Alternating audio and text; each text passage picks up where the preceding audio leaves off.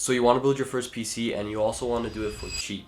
Today, I'm going to show you how you could build your first gaming PC without making a hole in your wallet. And yes, there is a way of making a gaming PC without spending a whole lot of money. I've built 3 PCs and I've built 2 of them using the method that we're going to be talking about today. But first, we need to set your budget. Building a gaming PC does not have to be expensive, and the way we're going to be building one today is going to be probably the least expensive way of building a PC. So what you need to do first is determine how much money you want to spend on your PC build. And keep in mind, you probably will need more than $300 to build your PC if you want to build a decent PC that runs games pretty well, unless you get lucky with the method that we're going to be using. Now that you have written down how much money you want to spend on a PC, it's time to pick out the parts. I would recommend having PC Part Picker open when you do this, so that when you find these cheap parts, you can look at PC Part Picker and see if they are compatible. And if you don't do this, you might just end up with a PC that doesn't work at all. So to pick out the parts, what you want to do is look into websites that sell used items like Facebook Marketplace and OfferUp. And I know some of you guys, when you guys heard used items, you guys probably went crazy because you'll think you'll get scammed and all of that, but keep watching because I'll explain all of that in a bit. In your area, there might not be as many good deals, so I would recommend checking frequently so that you don't miss any of the deals. So this is exactly what I did to build this PC for $350, and inside it has a 1660 and a Ryzen 5 3600. And not only did I build this PC, I also built this PC. This PC is a bit more expensive. I built it using $550, and inside it has a Ryzen 7 3700X and a RTX 2060. And as you can see, this PC has a bit more RGB, and that's the best part about building your own PC. You could customize it however you want. You could pick your own parts, and also you could pick how you want your PC to look like. And what I would do every day, I would check multiple times a day to try to find deals, and when I did, I would message them right away to hopefully be able to pick them up later that day. Also, when you're doing this, I would recommend educating yourself on PC part prices as well as used PC part prices, and just overall learn how much parts go for so that you know what is a good deal and what is not. It's pretty simple. So you just want to go on Amazon and find prices of PC parts that you are looking to buy,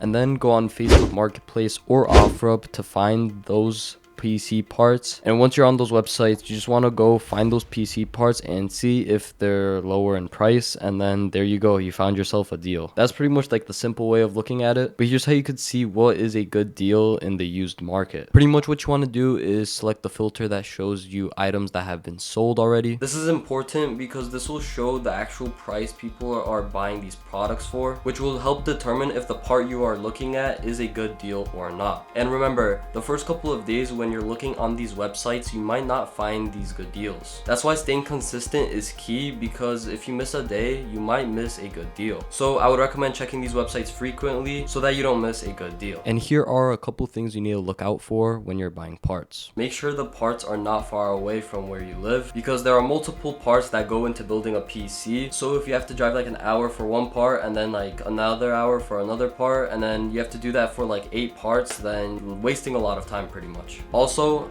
try to always bring the price down. Even though the seller might not bring the price down, it's always worth a shot. Also, some PC parts I wouldn't recommend buying on like Facebook Marketplace and OfferUp are CPU coolers, storage, and probably even fans. And that's because you can find these parts on Amazon for really cheap. For example, I think there's a CPU cooler that's like $15 on Amazon. That's a CPU fan cooler, which is a really good deal. As well as memory, you could find that for really cheap on Amazon. And as well as fans, you could find them for really cheap on Amazon. Alright, so now let me explain why buying used items kind of like these from people is not as bad as you might think. Most people on these websites are selling parts they no longer need because they've upgraded their own systems. These parts are usually well cared for and can offer significant savings compared to buying new products. Also, many sellers probably build PCs as well and know a little bit about building computers and all of that, so they understand the value of a good deal and they are honest of the condition of their item. Personally, when I bought from people, they were super nice. One person also showed me how to install a Wi-Fi card into a PC that I was building. Now, after a couple weeks or even maybe days, you might have all the parts that you need to build a PC. If that's the case, I would recommend going on YouTube because there's a bunch of tutorials on there,